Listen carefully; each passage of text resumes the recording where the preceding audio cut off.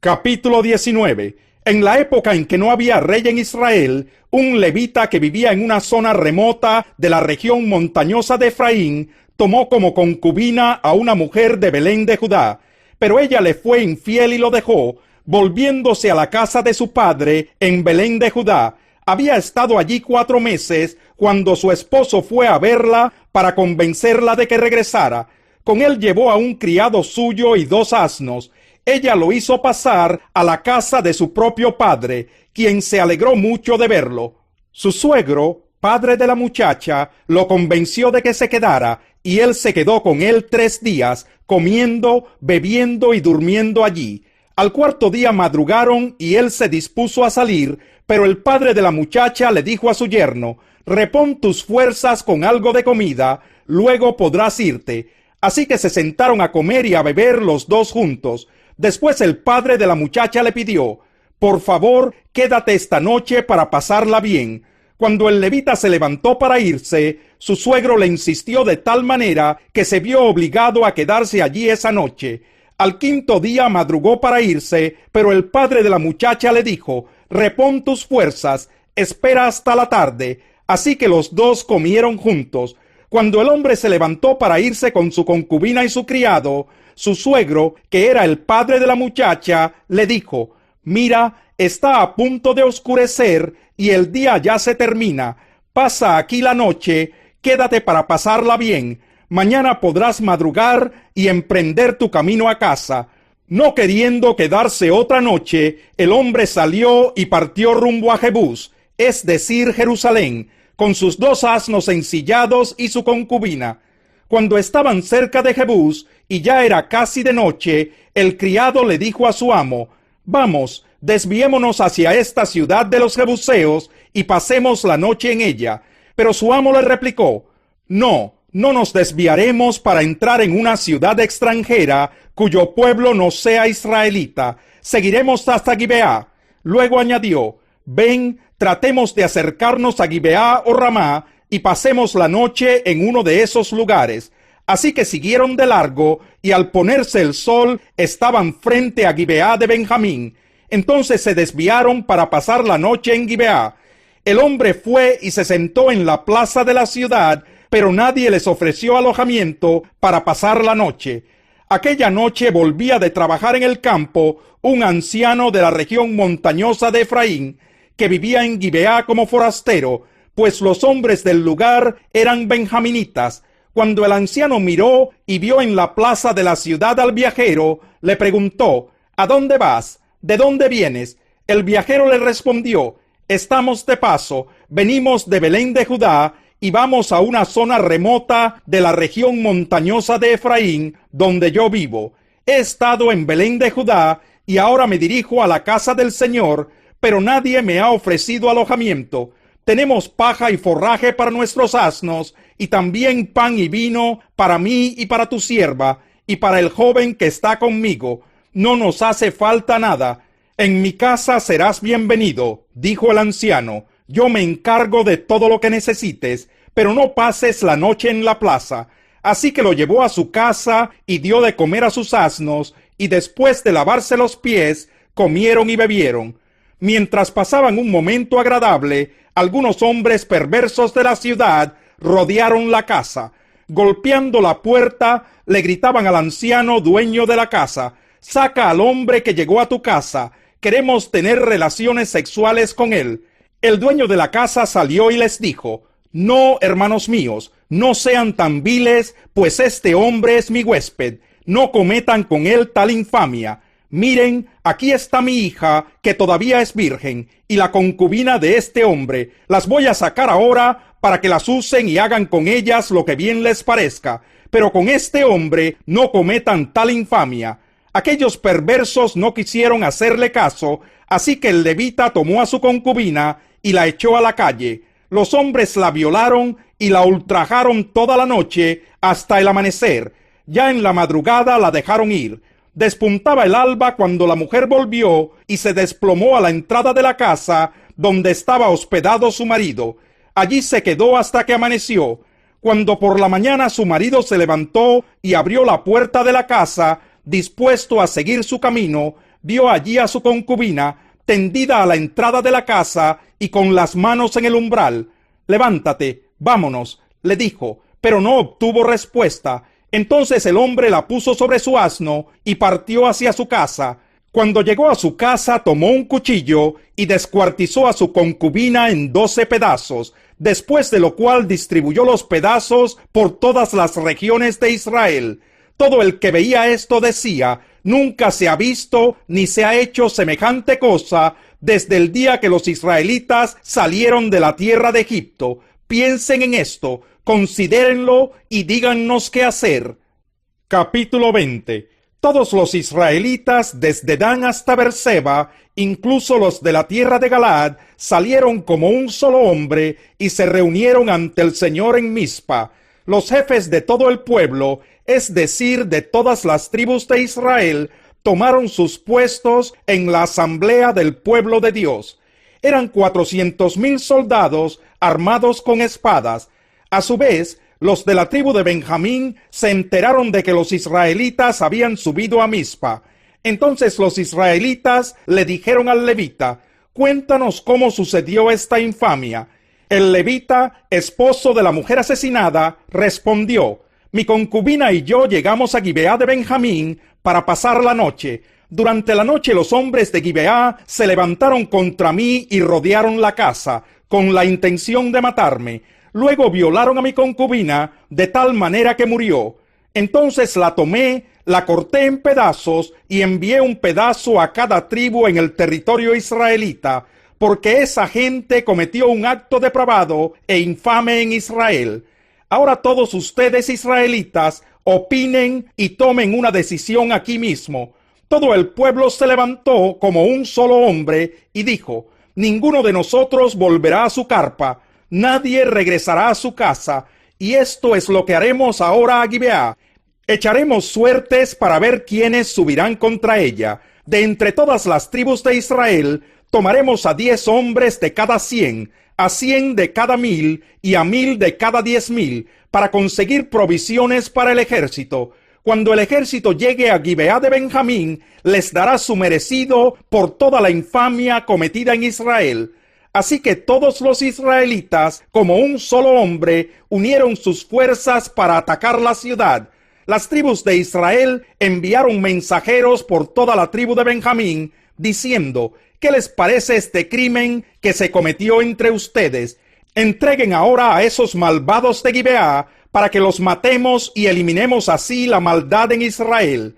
Pero los de la tribu de Benjamín no quisieron hacerles caso a sus hermanos israelitas. Al contrario, gente de todas sus ciudades se reunió en Gibeá para luchar contra los israelitas. En aquel día los de Benjamín movilizaron de entre sus ciudades 26,000 soldados armados de espada, además de 700 hombres escogidos de los que vivían en Gibeá. Entre todos ellos había 700 soldados escogidos que eran zurdos, todos ellos capaces de lanzar con la honda una piedra contra un cabello sin errar. Israel, sin contar a Benjamín, movilizó a 400,000 soldados armados de espada, todos ellos expertos guerreros. Los israelitas subieron a Betel y consultaron a Dios. Le preguntaron: «¿Cuál de nosotros será el primero en combatir a los de la tribu de Benjamín?» El Señor respondió: «Judá será el primero».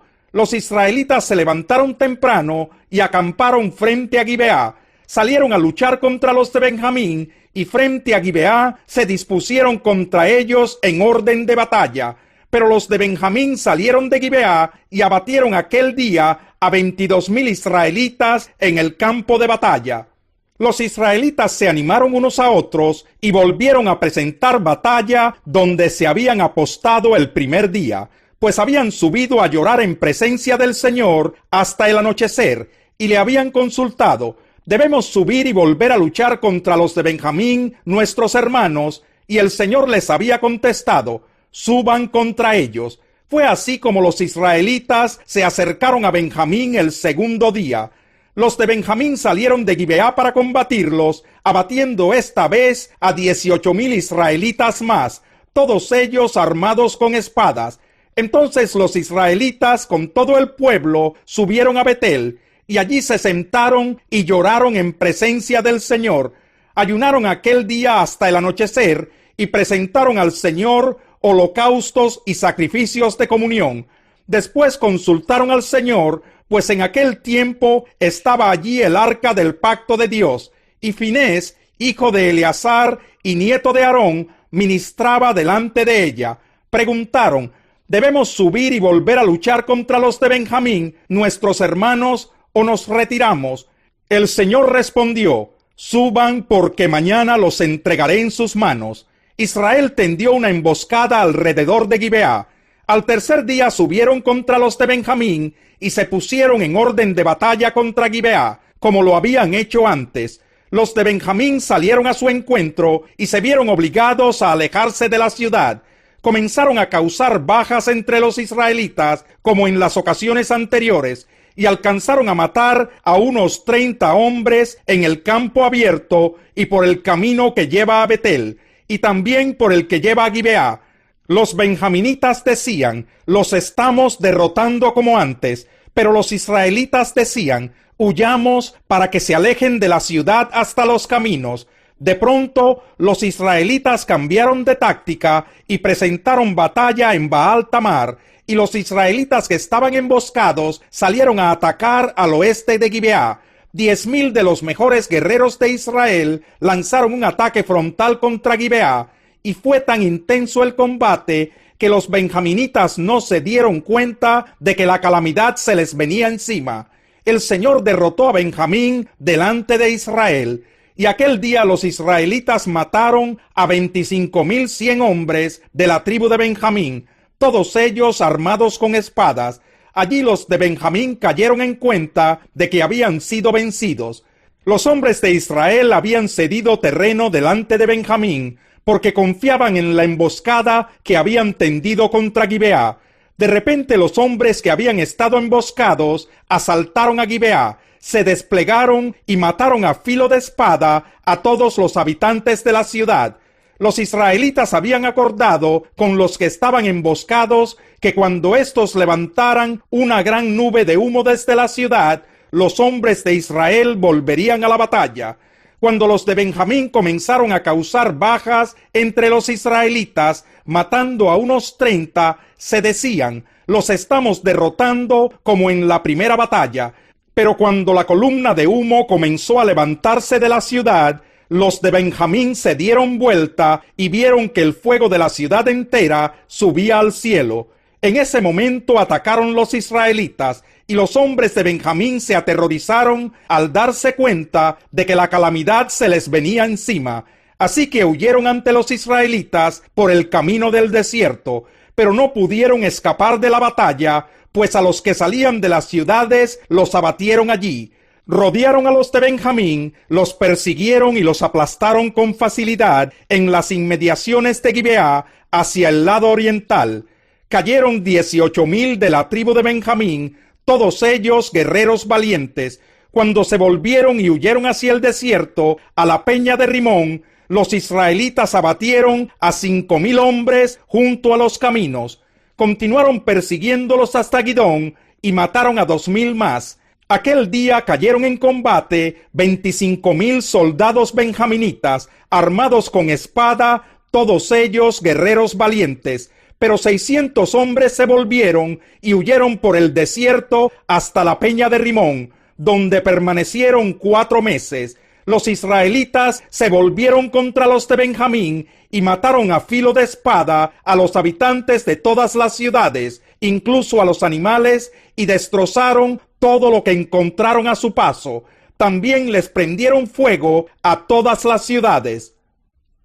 Capítulo 28. Una vez a salvo, nos enteramos de que la isla se llamaba Malta. Los isleños nos trataron con toda clase de atenciones.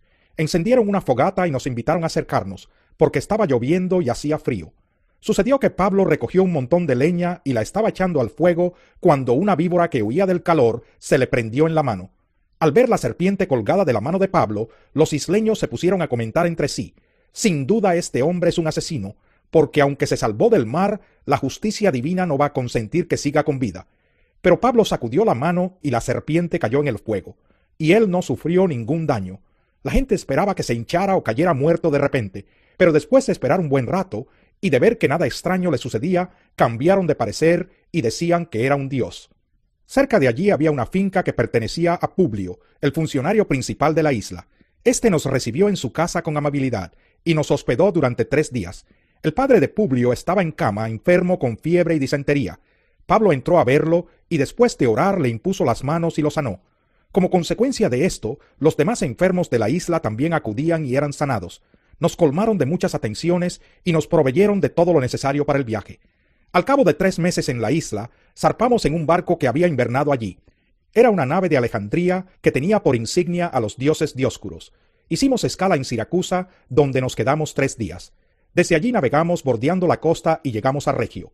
Al día siguiente se levantó el viento del sur y al segundo día llegamos a Puteoli. Allí encontramos algunos creyentes que nos invitaron a pasar una semana con ellos. Y por fin llegamos a Roma. Los hermanos de Roma, habiéndose enterado de nuestra situación, salieron hasta el foro de Apio y 3 tabernas a recibirnos. Al verlos, Pablo dio gracias a Dios y cobró ánimo. Cuando llegamos a Roma, a Pablo se le permitió tener su domicilio particular con un soldado que lo custodiara. 3 días más tarde, Pablo convocó a los dirigentes de los judíos. Cuando estuvieron reunidos les dijo: «A mí, hermanos, a pesar de no haber hecho nada contra mi pueblo ni contra las costumbres de nuestros antepasados, me arrestaron en Jerusalén y me entregaron a los romanos. Estos me interrogaron y quisieron soltarme por no ser yo culpable de ningún delito que mereciera la muerte. Cuando los judíos se opusieron, me vi obligado a apelar al emperador, pero no porque tuviera alguna acusación que presentar contra mi nación. Por este motivo he pedido verlos y hablar con ustedes. Precisamente por la esperanza de Israel estoy encadenado». «Nosotros no hemos recibido ninguna carta de Judea que tenga que ver contigo», le contestaron ellos, «ni ha llegado ninguno de los hermanos de allá con malos informes o que haya hablado mal de ti. Pero queremos oír tu punto de vista, porque lo único que sabemos es que en todas partes se habla en contra de esa secta». Señalaron un día para reunirse con Pablo y acudieron en mayor número a la casa donde estaba alojado. Desde la mañana hasta la tarde estuvo explicándoles y testificándoles acerca del reino de Dios y tratando de convencerlos respecto a Jesús, partiendo de la ley de Moisés y de los profetas. Unos se convencieron por lo que él decía, pero otros se negaron a creer. No pudieron ponerse de acuerdo entre sí y comenzaron a irse cuando Pablo añadió esta última declaración: «Con razón el Espíritu Santo les habló a sus antepasados por medio del profeta Isaías diciendo: Ve a este pueblo y dile, por mucho que oigan, no entenderán, por mucho que vean, no percibirán, porque el corazón de este pueblo se ha vuelto insensible. Se les han embotado los oídos y se les han cerrado los ojos. De lo contrario verían con los ojos, oirían con los oídos, entenderían con el corazón y se convertirían y yo los sanaría. Por tanto, quiero que sepan que esta salvación de Dios se ha enviado a los gentiles y ellos sí escucharán». Durante 2 años completos permaneció Pablo en la casa que tenía alquilada y recibía a todos los que iban a verlo, y predicaba el reino de Dios y enseñaba acerca del Señor Jesucristo sin impedimento y sin temor alguno.